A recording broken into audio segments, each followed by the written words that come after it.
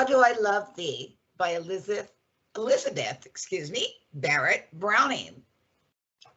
How do I love thee?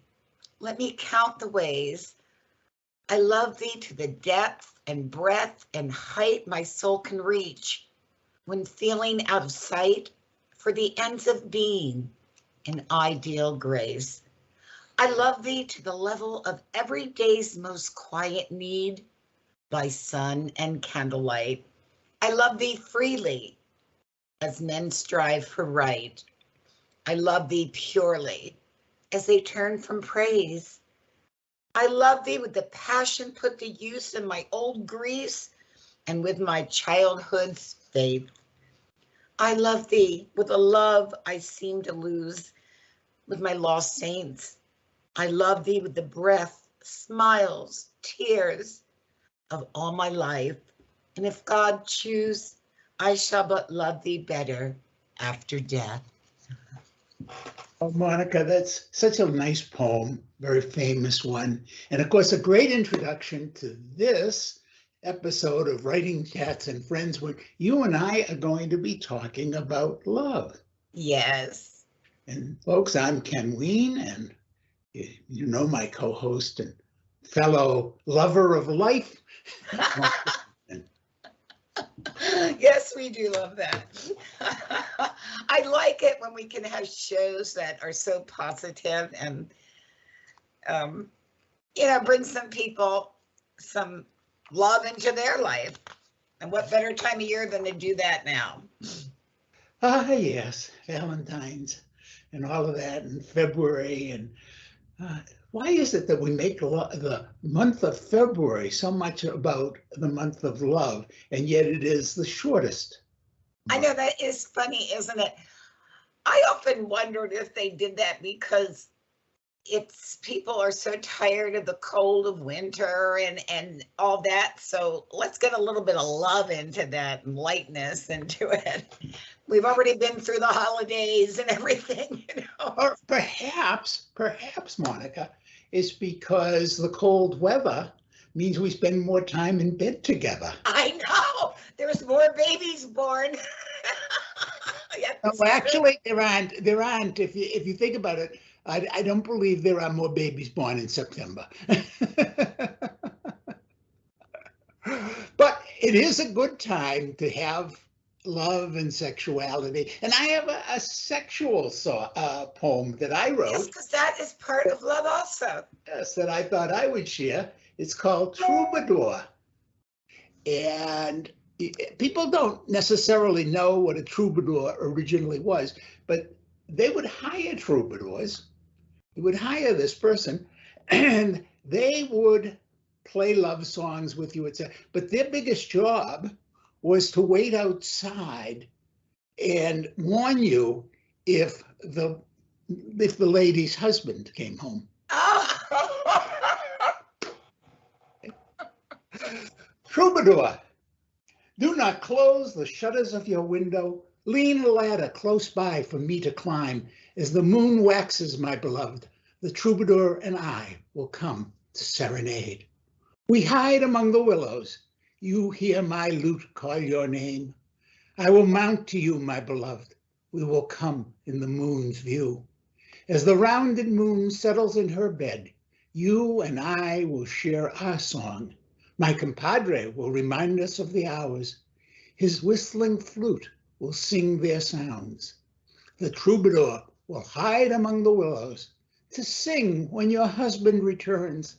The cuckold need not know the lark's song, only the joy, the music he has heard. I will leave as I have entered, through the shutters of your room, having strummed and plucked your lute. It will be time to leave with the moon. I really love that. Hey, infidelity's been around forever. Indeed. I mean, they think people were so proper back in the day. No. Like Lady Chandler's lover, right? Well, Lady Chatterley was dealing with a very difficult situation. Of course, her husband could not perform. Although, that's not really true. I mean, for many, many men and women who are paralyzed, even quadriplegics, they actually can be sexually aroused and Yes. and in fact, as you know, if you've read my book Widow's Walk, which I know you have, it's based on true events, and one of the characters is in fact paralyzed. He was paralyzed from his neck down. Yes. And it was based on a real person. And he went on to father, I think it was a total of 3 kids. So, Well, but Lady Chatterley, Lord Chatterley was evidently not able to do that. And so she was somewhat desperate. yes. And what can you say? I'm not going to judge her. You never know what you're going to do in situations. This is true. Yeah. By the way, though, I want to tell you mentioned Widow's Walk. This is something that actually Ken doesn't promote that much, and I think everybody should read this book. It's one of my favorites that he's written. So I hope you'll take a look for that, because you'll really enjoy it. It's great. Well, I think it is in many ways perhaps the most love-oriented of my books, which is why you like it so much. Well, the characters, Ken, you feel like you know them. That is, to me, a well-written story when you feel connected to the characters and you care about them, and you absolutely do in Widow's Walk. How about one from William Shakespeare? Yeah, okay. It's kind of a short one. It's his sonnet 116. Let me not to the marriage of true minds admit impediments. Love is not love, which alters when it alteration finds, or bends with the remover to remove. Oh no, it is an even fixed mark that looks on tempests and is never shaken. It is a star to every wandering bark, whose worst unknown, although its height be taken, love's not time's full, though rosy lips and cheeks within his bending sickle's compass come. Love alters not with his brief hours and weeks, but bears it out even to the edge of doom. If this be error, and upon me proved, I never writ, nor no man ever loved. William Shakespeare. I think he was a lover. There's a lot of dispute about how many women he loved. Was there one in London as well as one in Stratford?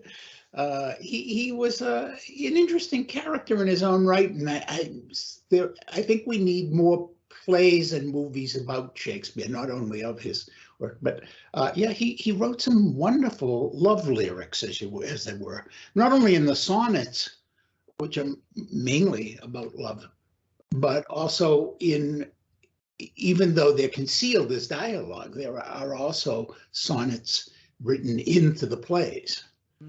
And they're quite. He had a way of doing that. Yeah. Well, I guess he thought in iambic pentameter.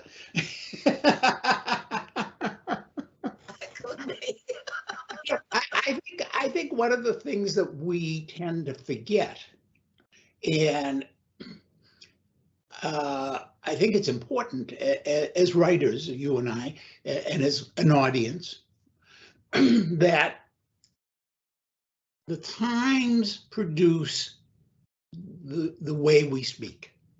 So, although I tend to write, well, I guess mostly I'm somewhat traditional, and then more like the beat poets, the 60s, because that's when I came of age. Yes. But now the poetry today, the slam poetry and the lyrics that people are producing and stuff. There's so many different types of poetry now. Yeah, and then there's new language, and part of that new language is, hey, we're talking about February, and another thing about February, of course, is it's also Black History Month, and one of the things is that Black speech patterns have now become a part of mainstream American English. Yes. And this is very interesting because if you go to England, and I've been a few times, but if you go outside, and you travel around in England and you listen to people talking, what's fascinating is they speak different dialects within English. And, we think of like a drawl in the South or a yawl, something like that. But they really, I mean. New England. Yeah, or New England, of course, yeah. But that's more intonation. They're really using totally, in many instances, different words. Yes. The words, you go 50 miles that way, and it's hard for them to understand each other. And for a long time in this country, and this is one of those fascinating things about a very contentious topic, critical race theory, is that for years, the assumption made in this country was that white people spoke English and Black people spoke something else, which eventually got called Ebonics or something. And, and the idea that dialect and word choice and even grammar and things like that could vary from one location to another or from one group to another and be the basis of poetry. So one has to wonder, for example, if the people in Stratford, where Shakespeare grew up, were more likely to speak in iambic pentameter than the people someplace else. By the way, I've been to Stratford on Avon. It's a lovely town. Yeah, it's one place I always wanted to go. One of my things about love is what are the symbols we create for love? Okay, not how do we talk about love? And of course, when we get to some cultures like Japan, just to go a little bit for, the haiku are about love. That was the whole haiku were originally developed as a way of exchanging love notes.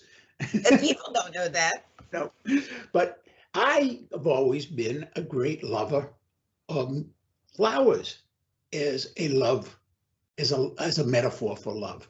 So I wrote this poem that I thought I'd read. It's called Hydrangeas. I cut blue hydrangeas and one white for your innocence, left them by your door and fled. You did not know they were from me, which didn't matter as I imagined you gathering them in your arms. I envied the vase in which you placed them, the table they graced, the window through which the sun touched and warmed them. They were close to you. Oh, that's beautiful. Yeah, I'm a bit of a. Did you give that to Roz? Oh, a lot of my poetry is for Roz. Here's one. Okay, this is another metaphor for, because poetry is often about metaphor. Metaphor for love and the endurance of love and love as we get old. Yeah. I found a strand of gray hair trapped in a spider's web. What tender breeze brought it there? My thoughts darted here and there, wondering whose gray hair I'd found trapped in that spider's web. Old age had lifted it upon the wind, tumbling with drafts and gusts until a tender breeze brought it there. As I grow old, such reveries take hold of me most cleverly. Each becomes a strand of me, trapped in a spider's web. Oh, I love your poetry, Ken, because you take the most ordinary things that you might see and turn them into a story. I mean, who else would see a gray hair in a spider's web and say, I need to write something about that, It's great. Okay. I've got one. Okay. It's short. And I think it's one that almost everybody knows. It's by Lord Byron, Ah, called She Walks in Beauty. She walks in beauty like the night of cloudless climes and starry skies, and all that's best of dark and bright meet in her aspect and in her eyes, thus mellowed to that tender light which heaven to gaudy day denies. Oh, Byron is one of the great, great romantic poets. You know, Monica, at this point, I'm going to suggest we take a little break and let our viewers watch and enjoy and listen to our sometimes co-host, uh, Celeste Duckworth, and listen to her reading one of my short stories. It's one of those things that I enjoy a lot. It's called The Beauty of Spring, and we'll be back after you get a chance to enjoy this video. The Beauty of Spring by Kenneth Weene. The Palo Verde have declared spring with yellow flowers and glowing green bark. The pollen lies deep on the sidewalk, not rose petals, but Sabrina is content. She looks down, her sandaled feet have taken a saffron hue. Felix will love them, she smiles at the thought. They have been together for 3 months. It is little things like pollen-colored feet that bond them. She imagines his hands washing her toes and tickling her soles with the raspiness of his hard carpenter's hands. He'll dry them with one of those thick Egyptian cotton towels, bought as seconds, the bright yellow towels seem, at the moment, important. She loves the way he cares for her body, the way he scrubs her back in the shower and applies the almond-scented moisturizer afterwards. She loves it when he takes the comb and brush and tries to do her hair. He cares for her in ways that surprise and delight.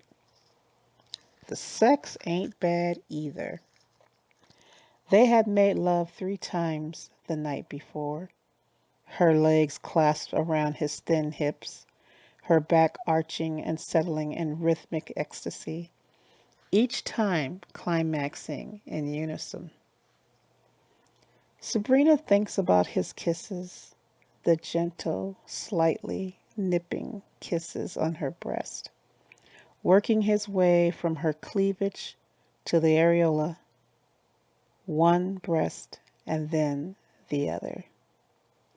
She wonders at his lover's tongue, so soft, so full of caresses. Such thoughts excite her. Sabrina can feel the moistness of arousal. Her gait changes, faster, more of a skip than a stride. She tosses her head. The light brown of her hair almost dances with the movement. Her eyes seem to change color. Blue deepens into lavender. Reaching deep into the left pocket of her jeans, she fishes for the door key. "Felix," she calls from the bottom of the stairs. There's silence. "I'm home," she sings as she climbs towards the 3rd-floor apartment. It had been hers, but now it is theirs. Sabrina imagines their 2 rooms, the living area with its second-hand couch, small table, 3 chairs, not matching, but the right height television, and the tiny desk that holds her computer. The bedroom. When had they put up that print, 2 bodies entwined? It had replaced the crucifix her parents gave her when she had graduated from St. Mary's. "Hello," she sings out again as she uses the same key to open the apartment door. Still quiet. He's not here. There is a moment of panic, a moment she remembers, sitting on the orange couch. Sabrina pulls her knees to her chest. I'm out of here, he had said. Why? What did I? He laughed kindly without sarcasm. I'm falling in love with you. So why are you leaving? Because happiness is fleeting, like the beauty of spring.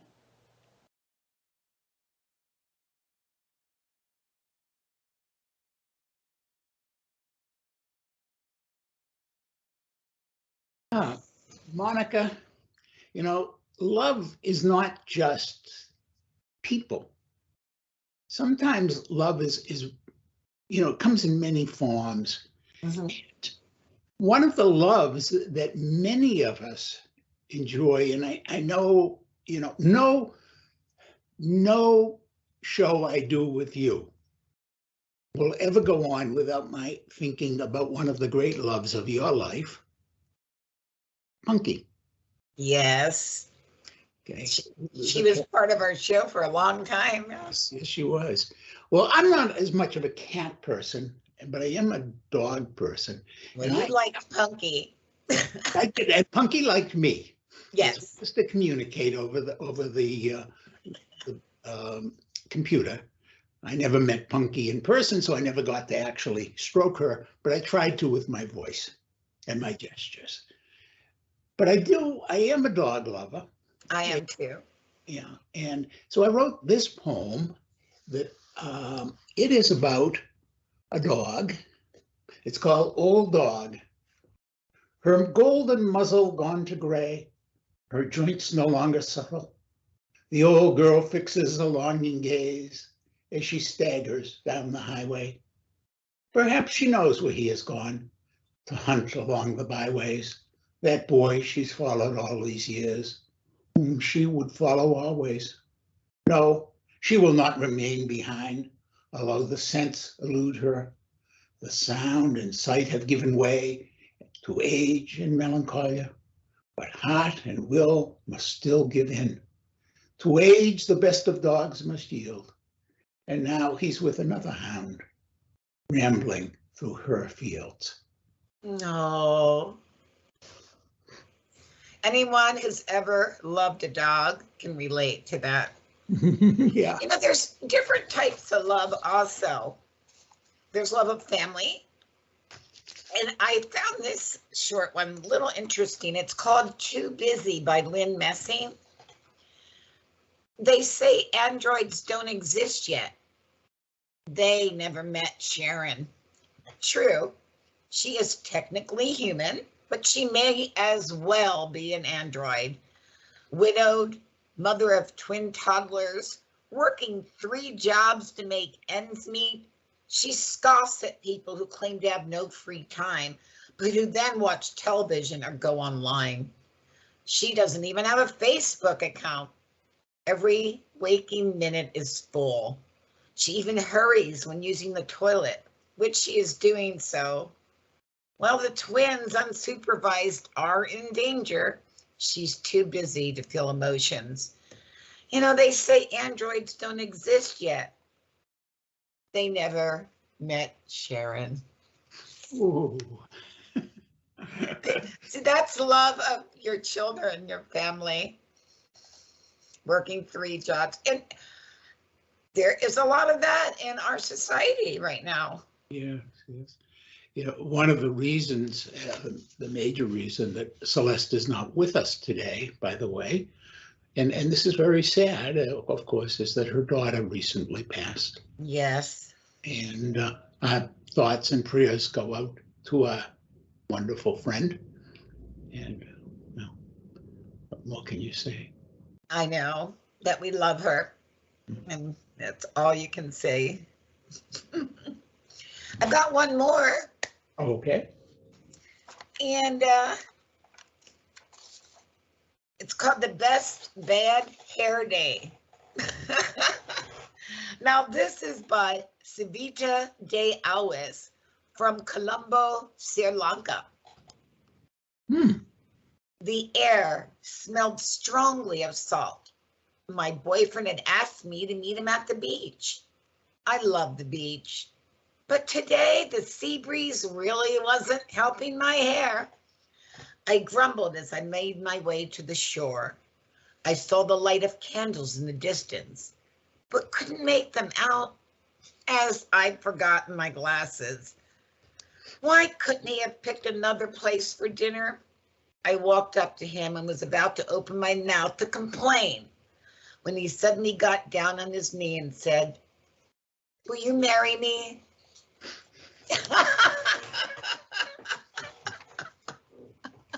I don't think she was angry anymore after that. We hope not. But since she wrote a poem about it, I'm going to guess she said yes. Yes, I would think so. I guess they just let us wonder forever, huh?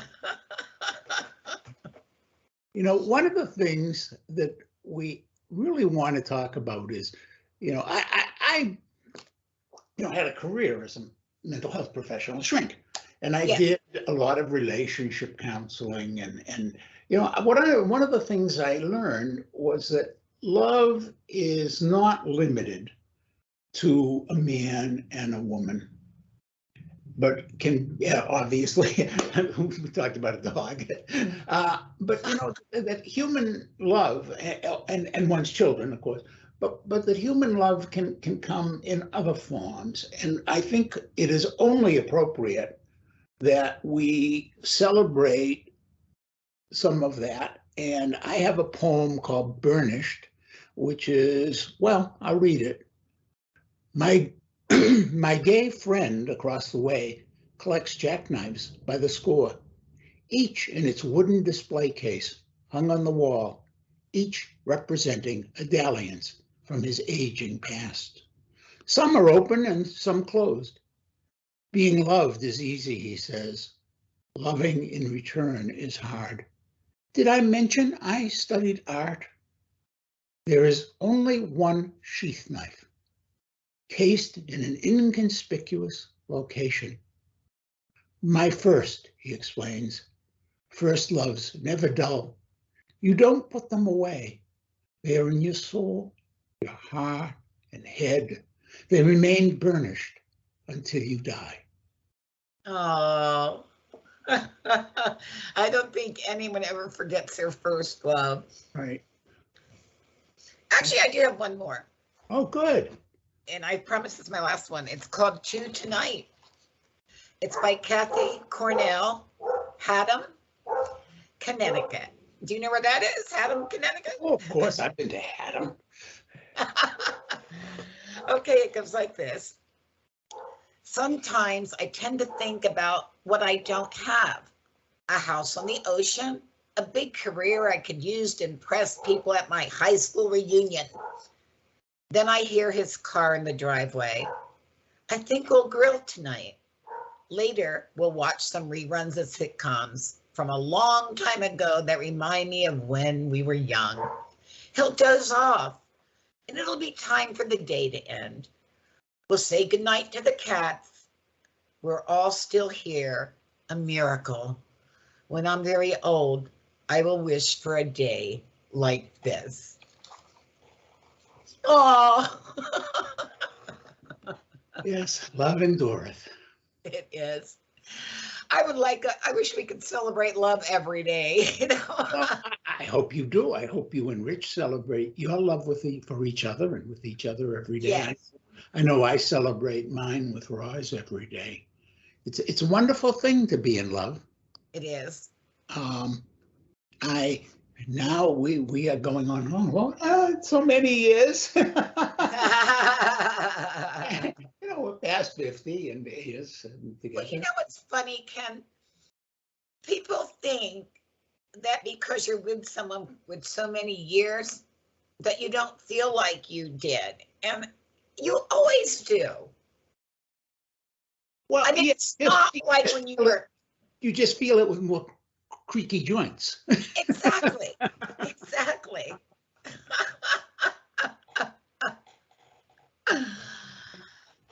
How about the people that are lonely, though? Well, are some people in this world who are terribly lonely, and it is very sad. And I don't know about you, I wish there were some way we could help those people find happiness and find someone to connect with. Yes, because love doesn't have to be romantic either. It can be love of a friend. Well, I was going to say, you know, the most enduring love is the love that is based on more than just romance and more than just passion and more than just sex, but also friendship and a desire to solve life's problems together. Yeah. To work together and to take care of one another. You know, these nurturing love and partnership love and friendship love. These are important components of love. And sadly, many people mistake possessiveness. Now, that is a part of love. I mean, you know, but possessiveness is not the key to love. No. You know, and I always warn people, you know, be in a relationship where the person so wants you to be happy that they're ready to make you, allow you to be free. Yes. And often in that moment of being free is the moment when the greatest tenderness and the greatest togetherness happens. I agree. Anyone who's been in a long-term relationship, I think, realizes that also. You don't want to carbon copy yourself. I mean, it's nice to share things, you know, you have similar likes, but also you might have some dislikes, you know, that the other person just adores. If you love someone, you want them to live their life fully also. It's not all about you at that point, you know. I think one of the main things people forget, though, Ken, especially when they're rearing children and, you know, all the stress of life and everything, is what they saw in that person when they fell in love with them.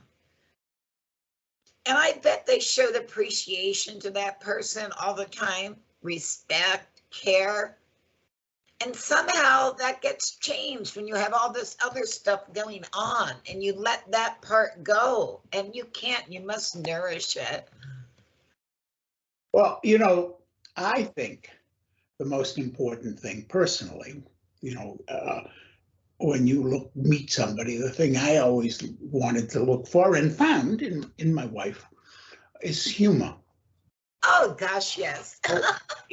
If somebody is not prepared to laugh with you, at you, and at themselves, then the process is going to get dried up.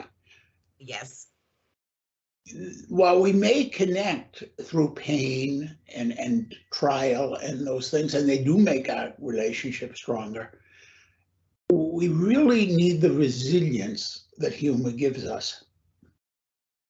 Yeah, you need humor. Absolutely. I didn't even think of that, but I think I take it for granted because we laugh every single day. Well, I would say yes. And, you know, although Thackeray wanted to come in today and take part in this show because he wanted to tell jokes about. Yeah, where is Zachary?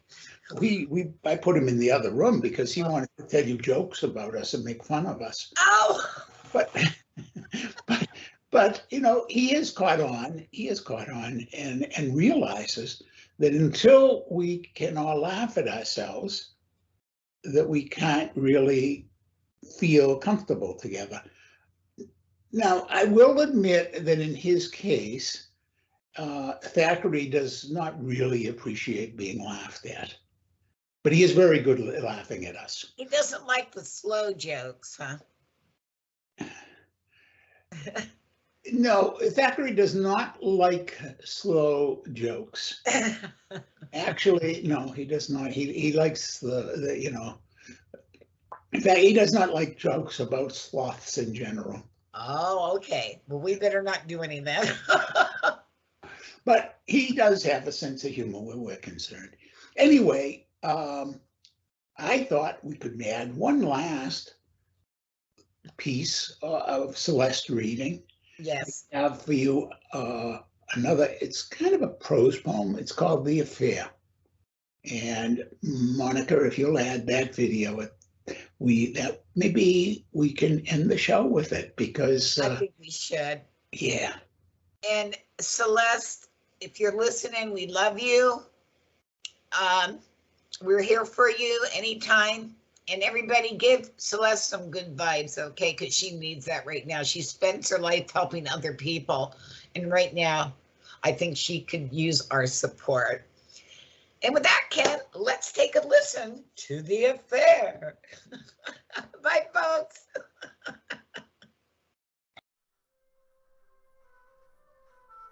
Affair by Kenneth Weene. The laundry goes undone while you and I make love. Tomorrow I will sort towels and pair socks that have no mates. Life is lonely, then you come. Too bad you have to leave.